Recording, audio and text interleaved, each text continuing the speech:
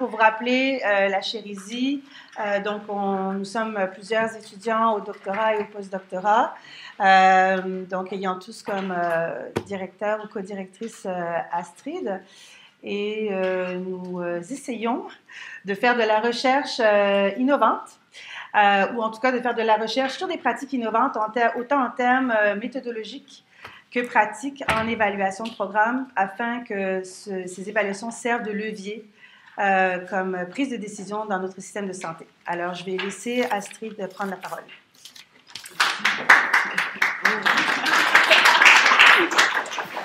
On commence par les applaudissements. J'espère qu'il y en aura aussi à la fin. Là, je n'aurai pas trop dévié de l'objectif. Alors, bonjour tout le monde. Quelle santé publique pour un avenir plus durable? Donc, c'est un sujet qui est d'actualité avec la conférence qu'il y a eu, la conférence COP à Paris, et puis différentes publications, fait que je vais vous en parler un peu aujourd'hui. Mais pour vous changer de la grisaille et de la tempête de neige qui commence maintenant, je vous mets d'abord des fleurs. Cette photo, ça représente des amandiers en fleurs en Californie. Vous voyez que c'est des beaux arbres. En fait, il y a des plantations. La Californie est le plus grand producteur d'amandes au niveau mondial. Ils produisent à peu près 80% de la production mondiale d'amandes sur des arbres comme ça qui sont plantés sur des hectares en Californie. C'est une photo qu'on trouve tous magnifique. Ce qui est intéressant de voir, c'est, je ne sais pas si vous voyez le centre de l'image, mais il y a des boîtes blanches. Puis ces boîtes blanches, en fait, sont des ruches. Donc, on fait venir depuis partout aux États-Unis les ruches, l'ensemble, en fait, toutes les colonies d'abeilles des États-Unis sont transférées en Californie durant la floraison des amandiers pour polliniser. Pourquoi on fait ça? Là, c'est là que ça devient moins rose et moins fleuri. C'est qu'en fait, la production d'amandiers est une grande monoculture où on utilise beaucoup de pesticides. Et il n'y a plus la biodiversité qui permet aux pollinisateurs de survivre naturellement. Donc, on a des arbres, mais on n'a plus les insectes ou l'environnement qui permettrait aux insectes de survivre dans cet environnement-là. Donc, on fait venir de partout aux États ces abeilles pour polliniser les arbres. Ce qui est paradoxal, c'est qu'elles viennent se nourrir sur ces arbres-là, mais en même temps, c'est un environnement où elles ne pourraient plus survivre après la floraison. Donc, une fois la floraison finie, on n'aurait pas la diversité de fleurs qui permettrait aux abeilles de survivre. Puis, chaque fois qu'on transporte les abeilles, c'est 10% des ruches qui meurent. Et au niveau mondial, les conditions de production en apiculture sont telles que maintenant les abeilles sont toutes malades. Il n'y a plus un endroit dans le monde où on a des ruches saines. Pourtant, vous savez à quel point ces animaux sont importants pour la pollinisation, pour nos fruits, légumes, etc. C'est un des maillons dans la chaîne alimentaire humaine qui est absolument essentiel. C'est qu'ici, on a un environnement qui est parfaitement construit, complètement construit par l'humain, mais qui devient un environnement qui est non favorable, qui est non soutenable à long terme, parce que ce sont dans des environnements secs, on a besoin de beaucoup d'eau, on utilise énormément de pesticides, de fertilisants, et c'est un environnement qui, à long terme, n'est pas favorable à la santé, ni à la santé animale, ni à la santé humaine. Donc là, si on pense en termes de performance, l'industrie de l'amande en Californie est identifiée comme étant une des industries les plus performantes. Si on regarde juste en termes de production, on va dire que c'est une industrie performante. Mais si on regarde en termes de soutenabilité et de santé, est-ce qu'on porte le même jugement sur la performance de cette industrie? Certainement pas. Fait que je voulais commencer par cette introduction pour vous amener à réfléchir sur les notions de production, de croissance, de soutenabilité et de santé. Il y a des rapports qui sont sortis cet été par The Lancet, qui ont été publiés par The Lancet. En particulier, il y a le rapport de la Rockefeller Foundation et de la Lancet Commission. Et ce rapport est intéressant parce qu'en fait, ce qu'ils nous disent dans ce rapport-là, c'est que dans les 60 dernières années, en fait, entre les années 50 et 2010, on a eu des gains de santé au niveau global qui ont été énormes. Si on regarde, juste la croissance de la population, c'est le premier graphique, on a une croissance très important de la population au niveau mondial. Mais on vit aussi plus longtemps. L'espérance de vie est passée de 47 ans à 69 ans en 60 ans. Okay, donc ça a été des gains d'espérance de vie énormes. Le taux de mortalité des enfants en bas de 5 ans est passé de 214 par 1000 naissances vivantes à 59 pour 1000 naissances vivantes, encore une fois en 60 ans. On voit aussi qu'il y a une baisse de la pauvreté extrême. Okay? Le nombre total de personnes vivant en situation d'extrême pauvreté a baissé de 0,7 milliard, même si la population des pays les plus pauvres a augmenté de 2 milliards sur cette même période. Fait qu'on a des gains qui ont été vraiment importants en termes de santé des populations, santé globale, santé mondiale. Mais ce que ce rapport met en évidence, c'est que ces gains de population, puis sans parler de relations causales, là, mais ces gains en termes de population ont été faits aux dépens d'une utilisation très poussée des ressources. Puis là, ils mettent en parallèle l'utilisation d'énergie. Donc, on voit ici la croissance de l'utilisation d'énergie, la croissance de l'utilisation de l'eau. On domestique de plus en plus de terres, donc on en pour l'agriculture. On utilise beaucoup de fertilisants. Okay, vous voyez là, c'est les premiers encadrés en haut. On exploite aussi les stocks de poissons. Okay, puis ils disent que sur les stocks de poissons qui étaient monitorés, 90% de ces stocks de poissons ont été récoltés. Si vous regardez le graphique, donc le deuxième en haut, vous voyez qu'il y avait une augmentation des prises de poissons, mais que depuis quelques années, finalement, on n'arrive pas à ramasser plus de poissons. Okay? Juste parce qu'on a atteint les limites de stock, on a récolté ce qui existait. Okay? Même si la technologie permet d'aller chercher les bancs de poissons qui existent encore, okay? On n'arrive pas à en récolter autant parce que la plupart ont été déjà pêchés. On a une perte de la forêt tropicale, on observe de plus en plus de pénurie d'eau. On observe une acidification des océans, une augmentation du dioxyde de carbone, des changements de température et une grande perte de biodiversité. Okay?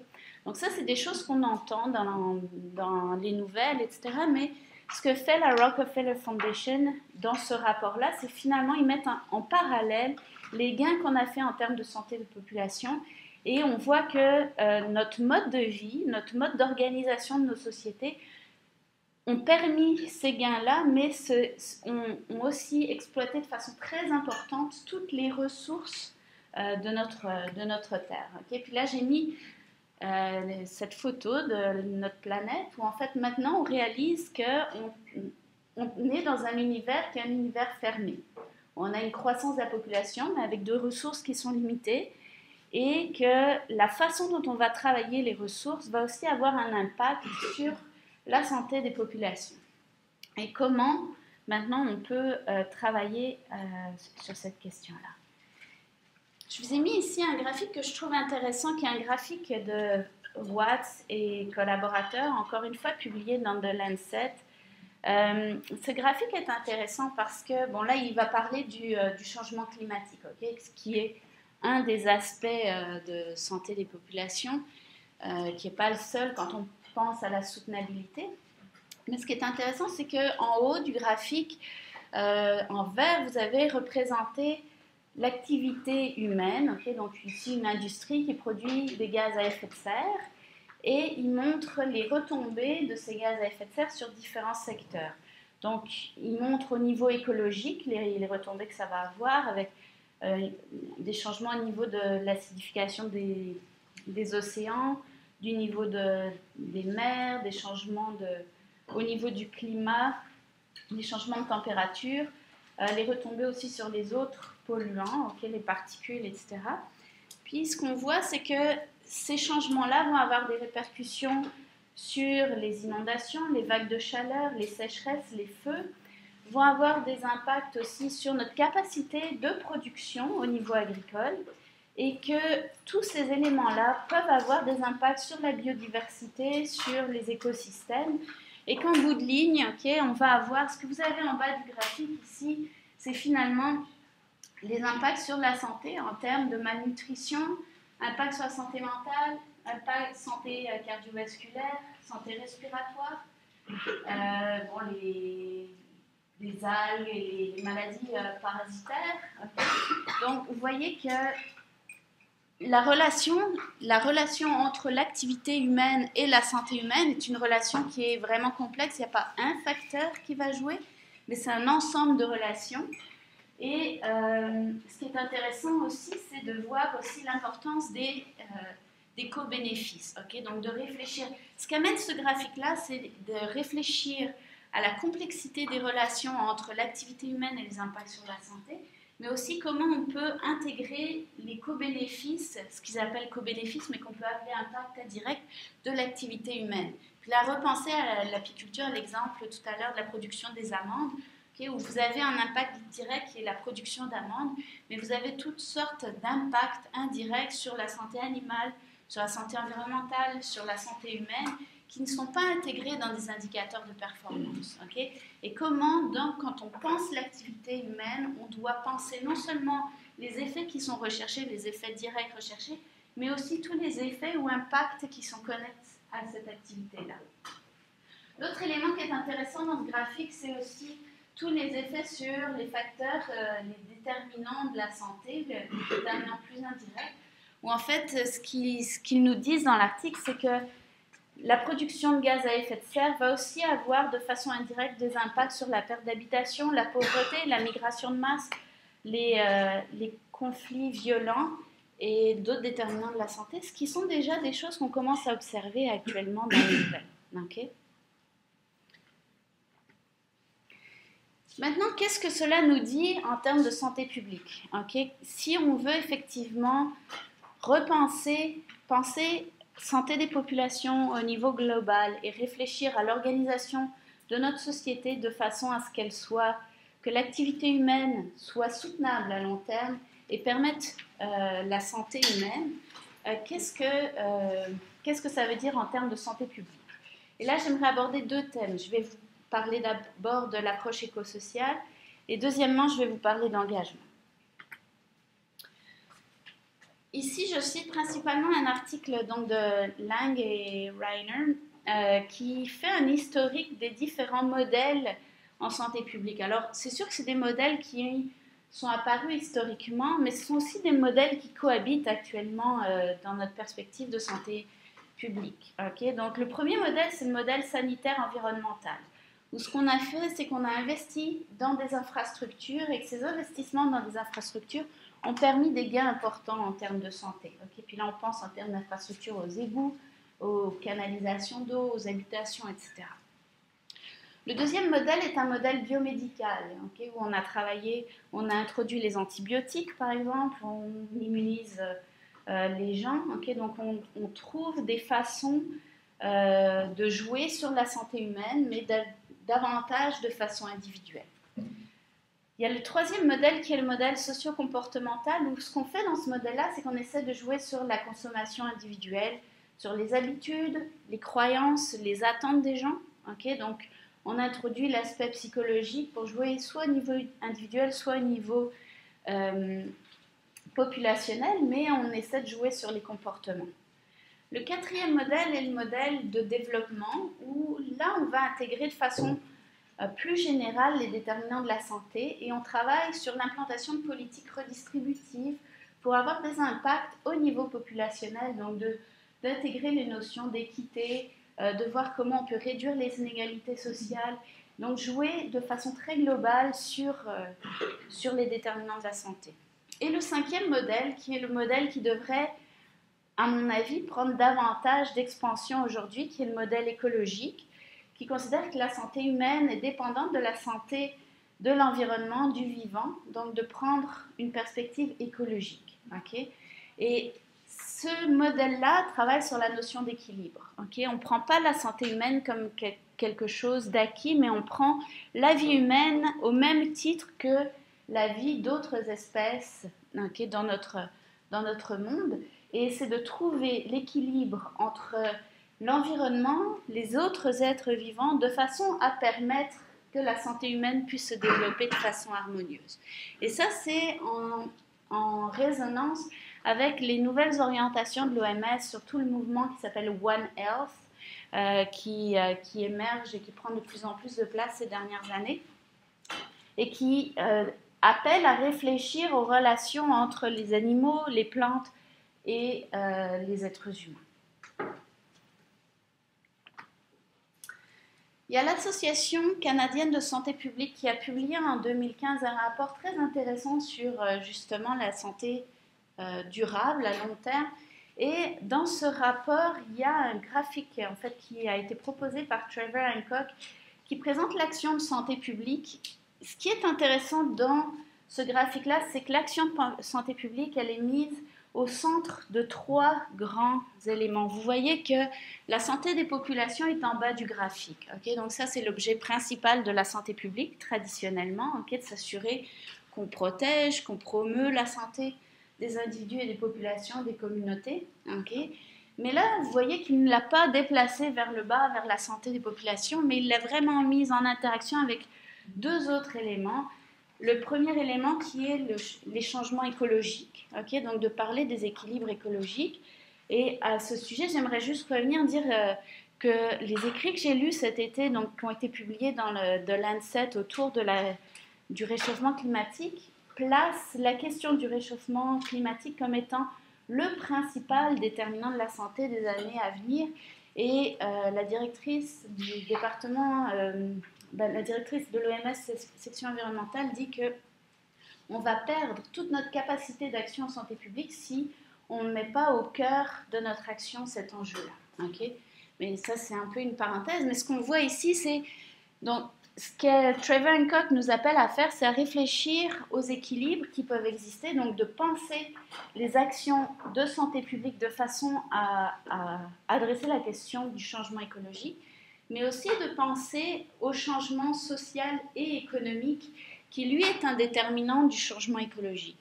Là, vous voyez que dans ce modèle-là, il intègre les différents modèles de santé publique qui jouent à la fois sur la santé individuelle, mais aussi sur la santé des populations, en regardant non seulement les déterminants très directs de santé, mais aussi les déterminants qui sont de façon plus large des déterminants écologiques ou les déterminants sociaux de la santé. Okay? Et ce qu'il appelle à faire, c'est en fait ce qu'il nous dit ici, c'est que la santé des populations, son principal déterminant vient donc de la façon dont on va organiser notre société et des impacts de l'organisation de cette société sur notre écologie de façon plus générale, et que l'action de santé publique ne devrait pas être seulement orientée vers la santé des populations, mais devrait jouer un rôle sur la façon de réflexion et d'action, sur la façon dont on va penser l'organisation de nos sociétés et la façon dont on pense les équilibres écologiques. Okay, donc c'est vraiment, en santé publique, il y avait déjà une volonté de s'introduire dans des secteurs qui sont moins naturellement des secteurs de santé des populations, peut-être moins intuitivement des secteurs de santé des populations, mais de s'introduire de façon large sur les façons dont on structure notre société de façon à favoriser la santé des populations. Donc, premier élément, l'approche écosociale. Adopter une approche écosociale, ce que ça veut dire, c'est aussi d'intégrer des nouvelles valeurs, okay? Et en particulier d'intégrer, on avait déjà comme valeur en santé publique de promouvoir la santé, protéger, promouvoir la santé, de favoriser l'équité, okay? Mais là, il faut qu'on intègre la valeur de la soutenabilité. Okay? Puis c'est quelque chose qui est peut-être moins naturel parce que quand on a mis en place nos actions sociales, quand on a structuré notre société, ce n'est pas un critère qui nous venait naturellement. Okay? On n'a pas structuré la façon dont on organisait la société en fonction de ce critère-là. Mais si maintenant on veut adopter une approche écosociale à la santé publique, notre premier critère devrait être la soutenabilité avec la santé et l'équité. Adopter une approche écosociale, ça veut aussi dire qu'il faut apprécier les impacts et les co-bénéfices de l'activité humaine. Okay? Donc, les impacts directs, puis rattachez-vous à la production d'amandes. Donc oui, produire des amandes, etc. Mais aussi comment cette industrie, quels impacts cette industrie va avoir sur l'écologie, sur la façon dont on organise la société, sur la soutenabilité à plus long terme. Okay? Et de penser donc non seulement en termes d'impact direct, mais aussi de co-bénéfices pour porter un jugement ou porter un jugement sur la nature de ces interventions-là. Et ce que les écrits nous disent aussi, c'est que, en fait, on devrait essayer d'imaginer de meilleures actions plutôt qu'améliorer ce que l'on fait déjà. En fait, d'adopter une approche écosociale à la santé, ça revient à se donner la liberté de repenser l'action humaine et que probablement qu'il faut penser nos façons de nous organiser autrement plutôt que de juste penser à améliorer ce que l'on fait déjà. Okay? C'est vraiment un changement drastique. Le deuxième élément que je voulais aborder avec vous, c'est la notion d'engagement. Puis là, on va changer un petit peu de domaine. Je vais vous emmener faire un petit détour. Je vais vous emmener par certains chemins détournés pour vous ramener ensuite à notre sujet. Je vais essayer de vous perdre, mais juste de vous guider. Okay? Là, j'aimerais vous amener sur des travaux que j'ai faits il y a quelques années avec Damien Kotandriopoulos, où il avait, avec des collègues, réfléchi à la notion d'utilisation des connaissances scientifiques. Puis il était arrivé avec un modèle conceptuel qui permettait d'identifier différentes zones d'utilisation selon les caractéristiques des contextes. Okay, puis ici, c'est le graphique. J'ai mis ici la référence, puis vous pourriez y avoir accès. En fait, ils avaient conduit une revue systématique et les résultats de cette revue, c'était de dire le paradis existe en termes d'utilisation des résultats de recherche, okay? Mais il existe seulement dans certains contextes. En fait, il existe dans les contextes où le coût de production de la connaissance va être partagé entre des utilisateurs et des producteurs de connaissances. Okay? Donc, dans les contextes où vous avez des utilisateurs de connaissances ou des utilisateurs potentiels qui sont prêts à investir des ressources, du temps pour la production de connaissances, en fait, vous avez toutes les conditions pour que les résultats de ces activités de production soient utilisés, ou l'information qui sera produite sera utilisée. Okay? Ce que ce modèle vient nous dire aussi, c'est que dans les contextes où le coût de production de la connaissance repose sur les producteurs, okay, sur les chercheurs, dans notre cas, en fait, on est dans des contextes qui ne sont pas favorables à l'utilisation des connaissances. Et là, on peut avoir différents contextes. Il a le contexte qu'il a appelé le marécage du savoir, si on veut, le knowledge-driven swamp, où en fait, il y a très peu de chances que la connaissance scientifique sera utilisée. Et il y a une autre zone ici, qui est une zone où, en fait, il est probable qu'il y ait une utilisation symbolique des connaissances qui soient faites. Et ce qui fait qu'on est dans une zone plutôt qu'une autre, ça va être le niveau de polarisation du contexte. Okay? Donc j'essaie de vous faire un résumé pas trop compliqué, mais ce qu'il faut retenir, c'est que finalement, les contextes qui sont favorables à l'utilisation des connaissances scientifiques sont des contextes où les utilisateurs potentiels sont déjà prêts, okay, à investir du temps et des ressources, prêts à recevoir cette recherche-là. Mais dans les autres contextes, il n'y aura pas d'utilisation instrumentale évidente. Okay? Donc, soit on peut s'attendre à une non-utilisation des connaissances scientifiques, soit on peut s'attendre à une utilisation symbolique. Les travaux qu'on avait faits par la suite, c'était de placer des modèles évaluatifs. Puis là, je vous amène dans le domaine de l'évaluation, okay? Et puis je ne passerai pas par... Oui, vous voulez entrer, s'il vous plaît? Là, je ne présenterai pas les différents modèles, mais ce qui ressortait, c'est que finalement, on observait un certain, ce qu'on a appelé en anglais un certain fit. Okay? Il y avait une correspondance entre les modèles participatifs, les caractéristiques des contextes favorables à l'utilisation, et qui fait en sorte qu'on va utiliser des modèles participatifs dans certains contextes, ou plutôt que les modèles participatifs vont bien fonctionner dans les contextes qui sont déjà favorables à l'utilisation. Okay? Mais que si on utilise des approches participatives, collaboratives, dans des contextes qui sont non favorables à l'utilisation, ça ne fonctionnera pas. Ce n'est pas parce qu'on adopte une approche participative collaborative qu'on aura une meilleure utilisation de nos résultats si on est déjà dans un contexte qui est non favorable à l'utilisation. Ça, c'était une conclusion très importante parce qu'on a tendance à penser que si on utilise une approche collaborative, participative, on va accroître l'utilisation de nos résultats de recherche, ce qui n'est pas vrai. Okay? C'est juste que si on utilise une approche participative collaborative dans un contexte qui est déjà favorable à l'utilisation, vous allez accroître l'utilisation de vos résultats de recherche. Mais ça pose aussi la question, dans les contextes qui sont non favorables à l'utilisation, qu'est-ce qu'on fait? Okay? Parce que là, on ne peut pas placer l'utilisation de modèles collaboratifs participatifs comme étant une solution pour améliorer l'utilisation. Okay? Donc, qu'est-ce qu'on peut faire? On peut se résoudre et se dire, bon, de toute manière, je travaille sur un sujet important et mes résultats ne seront pas utilisés, puis tant pis. Ou bien nos résultats seront utilisés de façon symbolique, puis advienne que pourra. Okay? Non, mais c'est ça. Ou bien on peut réfléchir puis se dire, est-ce qu'il y a des moyens de changer les caractéristiques du contexte parce qu'on parle du contexte comme si c'était une donnée fixe, mais ce sont des gens, ce sont des interactions, ce sont des organisations, ce sont des liens, okay? Et est-ce qu'il y a des moyens d'agir sur le contexte de façon à en changer les caractéristiques?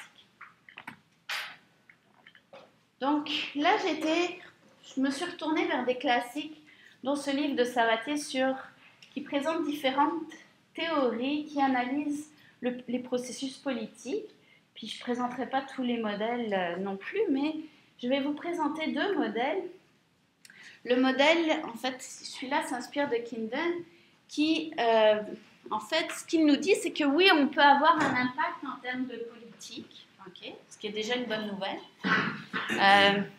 On peut avoir un impact en termes de politique, mais pour avoir un impact en termes de politique, il faut être capable d'aligner ce qu'il appelle 3 courants. Okay? Puis encore une fois, je ne vais pas passer dans le détail, je m'en excuse, mais les références sont là, vous pouvez explorer ces dimensions-là. Mais ce que ça veut dire, c'est que pour aligner 3 courants, la politique, ce qu'il appelle politics, policy and problem streams, ces éléments vont s'aligner quand à un moment donné, il y aura ce qu'on appelle une fenêtre d'opportunité. Mais pour qu'il y ait une fenêtre d'opportunité, il faut qu'il y ait des entrepreneurs politiques.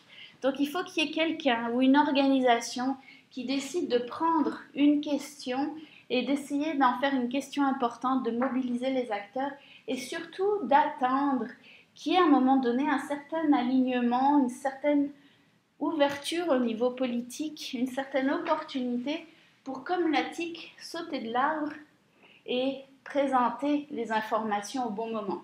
Okay? Donc, aligner les choses. Mais donc, un rôle entrepreneurial, ça prend quelqu'un qui va faire ces démarches-là et sur le moyen, sur le long terme, pousser certaines avenues politiques. Le deuxième modèle, qui est toujours dans ce livre-là, de Jenkins Smith, qui là, encore une fois, on ne verra pas l'ensemble des détails, mais je vous ai mis en rouge, vous voyez que à droite du graphique, on peut avoir des impacts en termes de politique, mais dans leur modèle, en fait, ils disent qu'on peut avoir des impacts si on travaille avec des coalitions d'acteurs qui vont partager des ressources, qui vont partager des croyances, qui vont mettre en place des stratégies de façon à influencer les décisions politiques. Okay? Mais donc, encore là, on voit un rôle, une certaine forme d'entrepreneuriat au niveau politique, parce qu'il faut travailler avec certains acteurs, des individus, des groupes, pour organiser les choses. Donc, ce que nous disent ces 2 modèles-là, c'est que oui, il est possible d'influencer les politiques, même dans les contextes qui sont a priori non favorables à l'utilisation des connaissances, mais que pour y arriver, il faut devenir des policy entrepreneurs. Okay? Il faut développer une forme entrepreneuriale de la connaissance pour faire avancer certaines options au niveau politique ou contribuer aussi à l'organisation de coalitions. Okay? J'ai ajouté ici une référence de Knight et Lapinski où en fait c'est très intéressant, ils parlent de l'initiative One Health, mais ils disent que pour provoquer le changement, il faut être capable d'utiliser l'information puis de l'utiliser de façon stratégique. Okay? Que l'information est un moyen aussi d'outiller les gens pour qu'eux mènent les actions. Okay? Donc, ce qu'on voit avec ces éléments-là, c'est que l'information joue effectivement un rôle crucial dans ces stratégies à mettre en place, mais si on a à penser le rôle de chercheur, il va falloir penser le rôle de chercheur de façon à outiller certains entrepreneurs de la connaissance ou appuyer des coalitions d'acteurs. Okay? Donc, et pourquoi je vous parle de ça? Parce que quand on pense à réorganiser la société de façon à développer des modes plus durables pour la vie humaine, okay, forcément, on va travailler sur les relations de pouvoir au niveau de la société. On va vouloir enlever du pouvoir à certaines organisations et en donner à d'autres. On va forcément travailler à une redistribution et forcément on sera dans un contexte qui sera un contexte polarisé. Okay? Donc on sera dans un contexte où il est possible ou probable qu'il y ait une utilisation symbolique de l'information, mais on ne sera certainement pas dans un paradis de l'utilisation scientifique. Okay?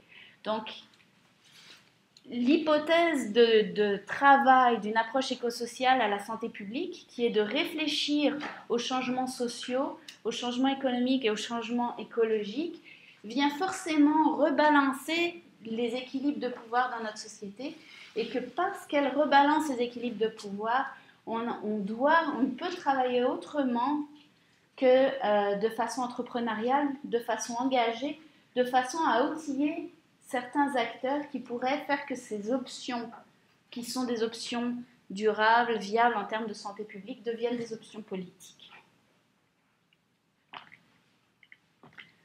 Ok, repenser la santé publique pour un avenir plus durable. On est de plus en plus nombreux sur Terre. Combien on sera? Je pense qu'ils nous disent qu'en 2025, on sera 8,1 milliards, sont les prévisions. Je ne sais pas si les démographes sont de meilleurs prédicteurs que les économistes, en tout cas. En tout cas, il y a de bonnes chances qu'on soit plus nombreux en 2025 qu'aujourd'hui. Mais l'activité humaine repose sur la vie humaine, repose sur la présence d'un air qui soit pur, d'eau, de plantes, d'animaux, sur une certaine forme d'équilibre entre ces éléments-là. Donc cette écologie permet à la vie humaine de s'épanouir, de survivre même. C'est une question de survie. C'est-à-dire quand on adopte une perspective écologique, on pourrait tout à fait imaginer des équilibres où l'espèce humaine petit à petit disparaît, okay, au profit d'autres formes de vie. Donc si on souhaite que la vie humaine se maintienne et prospère, il faut réfléchir aux équilibres écologiques qui nous permettraient de poursuivre notre activité. Donc c'est de penser l'activité humaine et l'environnement bâti de façon à influencer positivement ces éléments qui sont essentiels à la survie et à la vie humaine, de façon à ce que ces éléments-là appuient aussi notre activité et notre survie. Une santé publique écosociale est engagée, donc deux éléments à la santé publique, une approche écosociale, une approche engagée, qui permet d'analyser, d'évaluer, de promouvoir la santé, les changements socio-économiques, les changements écologiques, mais aussi qui mobilise et qui influence les politiques. Okay? Donc deux fondements à la santé publique. Ok.